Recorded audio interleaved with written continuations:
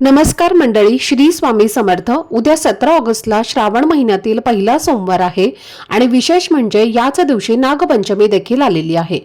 श्रावण महिना आपल्या हिंदू धार्मिक परंपरेमध्ये खूप पवित्र मानला जातो, म्हणून या काळात अनेक भक्त श्रद्धेने पूजा आणि उपासना करतात।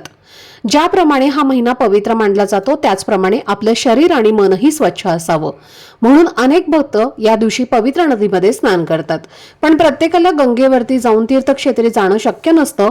अशा वेळी आपण घरच्या घरी श्रद्धेने स्नान करू शकतो। स्नानाच्या पाण्यात काही पवित्र वस्तूंचा उपयोग ही आपण करू शकतो।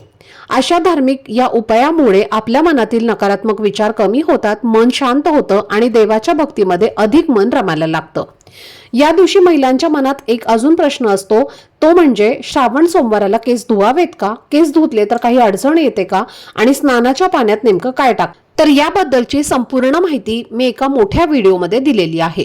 तो व्हिडिओ पाहण्यासाठी या व्हिडिओच्या खाली जो छोटासा त्रिकोण दिसत आहे त्यावर क्लिक करा, म्हणजे संपूर्ण माहिती तुम्हाला मिळेल।